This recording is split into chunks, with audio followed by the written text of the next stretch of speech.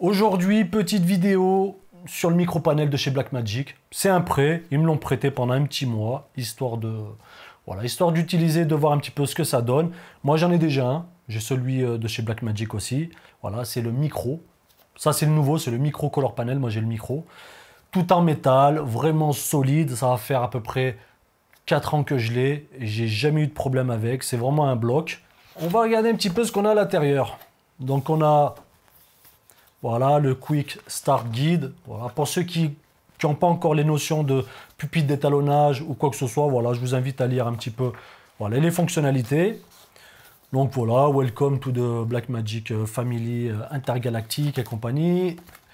On aura un câble USB-C qui fait voilà, qui est super long. Moi j'ai déjà le mien qui est raccordé, donc au pire je vais switcher de panel après. Là pour l'instant, on va regarder le panneau d'un peu plus près. Et c'est ça qui m'intéresse. Moi j'aime bien les panneaux d'étalonnage de chez Blackmagic, ils sont vraiment bien. À l'époque j'ai eu un tangente, pour ceux qui connaissent les tangentes. J'avais celui-ci, j'avais le... C'était quoi, le microwave, je ne me rappelle plus. Le wave, je ne sais plus, je ne me rappelle plus. Ça remonte à tellement longtemps. Donc voilà comment se présente ce petit pupitre. Bon déjà, moi ce que je vais regarder, donc c'est la fabrication. Fabrication plastique dur, voilà, plastique ABS. Après rien de plus, voilà, rien de plus basique.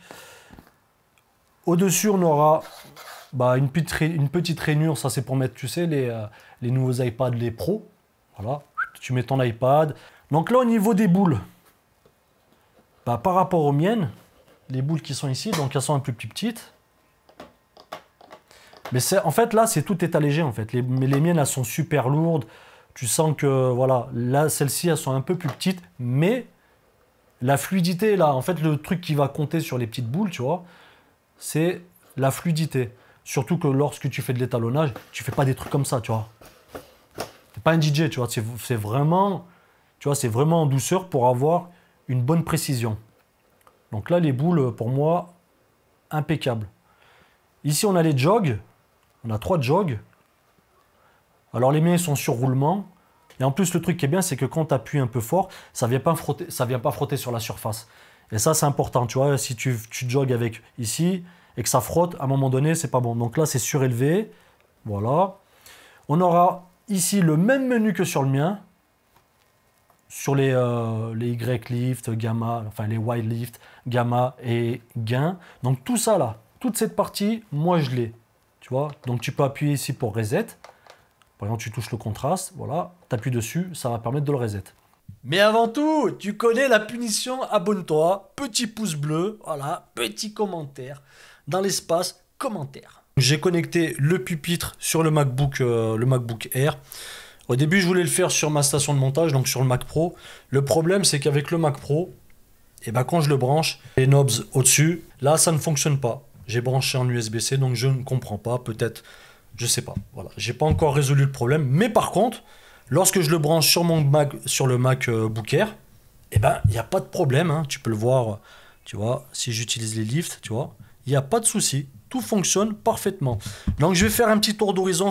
On va pas apprendre à faire de la colorimétrie ou quoi que ce soit. Là, c'est vraiment juste pour que je te montre un petit peu les boutons. Donc en bas à droite, on aura donc la lecture. Voilà, retour en arrière, stop. Le stop qui va permettre de faire aussi le play et le stop en même temps, comme sur une barre d'espace. Si j'appuie 2 fois, on augmente de vitesse, tu vois, 2, 4, 6, enfin 2, 4, 8, 4, 8, 16.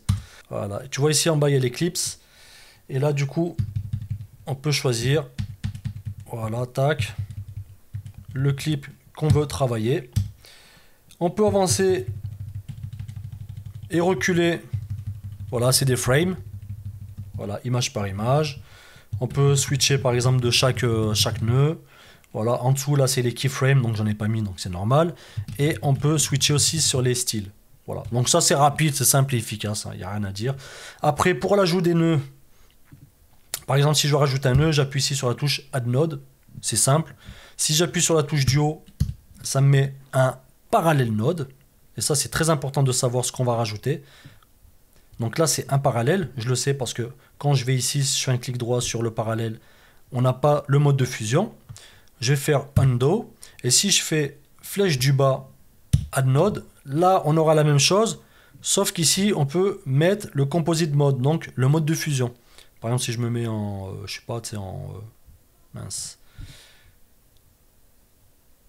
Voilà, Multiply. Donc voilà, ça c'est les deux choses à prendre en compte. Il y a vraiment c'est vraiment les mêmes nœuds, hein, visuellement c'est les mêmes. Sauf que flèche du haut, flèche du bas, ça va mettre soit un parallèle, soit un layer node. Ici, on peut ajouter une ellipse. Et si j'appuie sur la flèche du haut, on va rajouter donc un power window rectangulaire. Voilà, c'est très très simple. Et si j'appuie sur la flèche du bas, et là on va pouvoir directement faire un tracking. Ici c'est pour ajouter des keyframes. Lorsque tu vas là, voilà, tu rajoutes une keyframe, ça te les met juste en bas, ici. Voilà, tu rajoutes 10 keyframes. Comme je te l'ai dit tout à l'heure, tu peux naviguer de keyframe en keyframe. Ici on a le mode select, ça permet de sélectionner ton clip ici. Quand tu sélectionnes, tu restes appuyé sur le bouton et tu vas pouvoir sélectionner tous les clips. Et ça, c'est vraiment bien de pouvoir les sélectionner parce que tu peux copier, enfin, tu peux faire pas mal de choses, copier des grab styles sur toutes tes images. Donc ça, c'est vraiment bien ce petit raccourci, tu vois, ça j'aime bien. Cursor, ça permet de mettre le qualifier, tu vois ici, hop, voilà, c'est simple. Qualifier. Viewer, c'est le plein écran. Donc petit exemple aussi, comment utiliser le highlight, parce que ça, c'est un truc que j'utilise vraiment quasi tout le temps quand je fais des qualifiers, tu vois. Par exemple, je mets un nouveau nœud, ici. Je vais prendre ma petite pipette et je vais sélectionner ma pelouse, comme tu peux le voir. On va se mettre en mode gray, voilà, donc tout est gris. Après, on regarde un petit peu, voilà. Si je veux affiner, je peux affiner un peu plus ma sélection, mais on va pouvoir l'affiner plus par là, tu vois, ici. Voilà.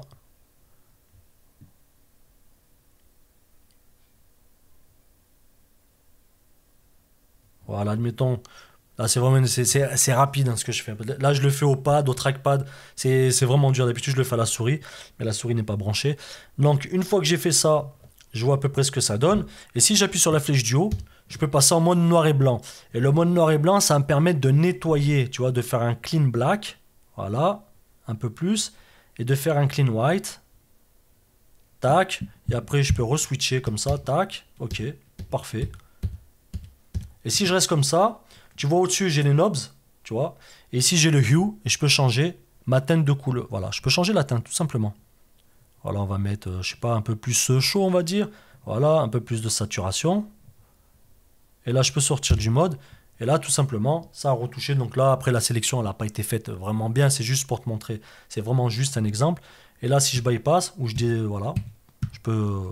Là, je peux bypasser parce que j'ai un nœud, mais si j'ai plein de nœuds, voilà, je fais disable, tu vois. Voilà, view. Mais c'est vrai de l'avoir sur le petit panneau là, et ben, le gain de vitesse, il est vraiment bien, tu vois. Non, franchement bien. Après, on aura donc le grab seal, ça je l'ai montré, il n'y a pas de souci. Et on aura sur la gauche, par exemple, je fais un nouveau nœud, on aura donc les roues chromatiques. Je t'ai montré un petit peu comment ça fonctionne. Voilà. Les tons foncés, on s'en fout. Là, c'est vraiment juste pour que je te montre la réactivité, tu vois. Voilà, tac. On peut reset. Et il y a aussi, donc, si je passe en primaire, on a la quatrième roue, donc le offset. On va appuyer ici, offset, et c'est celle qui est tout à droite, tu vois, qui me permet de jouer avec l'offset. L'offset, c'est pareil, hein. Ça, c'est un truc que j'utilise souvent. Voilà, le offset, hop. Et pareil, si je veux reset, je fais reset gain, donc du coup, ça va switcher sur l'offset. Et quand j'appuie sur offset, sur les celles de gauche, donc les lifts et les gamma, ça va interagir directement sur la température de couleur, tu vois. Et la teinte. Copy, pass, undo, redo, donc je t'ai montré, hein, c'est pour retourner en arrière. Après, c'est pour retourner en avant. Delete, ça te permet d'effacer directement les nœuds. Reset, ça permet de reset le nœud. Ça c'est bien parce que c'est super facile d'utilisation, tu vois. Bypass, je t'ai montré. Voilà, disable, user, loop. Voilà, ça permet de mettre la loupe sur ton clip et de le faire jouer en continu. Après, il y a un truc qui est plutôt pas mal, ça va être... Donc au niveau des offsets, si j'appuie ici, tu vois, quand j'appuie la flèche du haut et que j'appuie sur offset, Tu vois que ça change, on passe de primaire à log. Tu vois, primaire, log. Voilà. Là, il n'y a rien, mais sinon, si je fais flèche du haut et j'appuie sur l'offset, directement, on va switcher de primaire à log. Après, au-dessus, on aura les knobs, comme je te l'ai dit. Voilà, ça, c'est la lumière. Voilà. Donc là, on va juste jouer sur la lumière au niveau des lifts, gamma et gain. Pareil que sur l'héros chromatique, mais sauf que là, c'est vraiment juste le gamma. Voilà. La luminance. Voilà, pareil, j'appuie dessus pour pouvoir reset. Le contraste, exactement pareil. Le pivot, hop, tu vois le pivot. Ça aussi c'est bien le pivot, ça permet de bien affiner. Mid-tone detail. Voilà, après je te montre les trucs vite fait, hein, mais c'est juste pour te montrer. Color boost. Shadows, highlight, ça c'est bien pour récupérer les hautes lumières. Saturation, je t'ai montré le hue et le luma mix. Voilà. Le luma mix, ça permet de séparer vraiment chaque canal, tu vois. Chaque canal RVB, tu peux vraiment, quand tu joues avec le luma mix, tu peux jouer sur le rouge, sur le vert et sur le bleu séparément. Donc voilà, franchement, petit tour d'horizon sympathique, hein, tu connais. Juste ce petit problème que j'ai eu en le branchant sur mon Mac, ça ne fonctionne pas au niveau des knobs, je comprends pas. Donc je vais faire un petit retour à Blackmagic. Peut-être qu'ils ont la réponse. Moi, en tout cas, je ne l'ai pas. Mais honnêtement, pour celui qui veut déjà se lancer dans la colorimétrie pour son taf, pour lui-même, c'est vraiment un bon début, tu vois. Professionnellement aussi, tu peux. Mais voilà, on va dire que c'est plus une version portative de ce qui se fait sur le marché, tu vois. Malgré, franchement, malgré le prix, c'est pas cher. Toutes les possibilités que j'ai pas moi par rapport au mien. Le mien, je l'ai acheté 1000 boules, c'est c'est le micro, tu vois. Et je lâcherai pas mon pupitre pour celui-ci, mais je pense que je le rajouterai dans mon setup. Et ça, je pense que je le ferai, tu vois. Même si je dois partir en voyage, par exemple quand je vais à Los Angeles ou autre, et j'ai besoin de faire voilà, du montage. Et ça m'arrive aussi de faire de la colorimétrie directement lors de mes tournages. Et ben ça peut vraiment être une petite facilité pour moi, vu le prix. Donc voilà, pour celui qui n'a pas, qui a pas de pupitre, bah il peut se lancer franchement et il va apprendre à faire de la colorimétrie et lâcher la souris ou même le trackpad, c'est pas ouf pour coloriser, tu vois, c'est pas ouf. Donc vraiment un pupitre pour moi c'est en tant qu'étalonneur pro, je me vois pas utiliser autre chose qu'un pupitre. Donc voilà mon petit filmmaker, n'hésite pas à t'abonner, petit commentaire, voilà, tu me dis ce que t'en penses. Et puis voilà, lâche ton meilleur like et je te dis à la prochaine.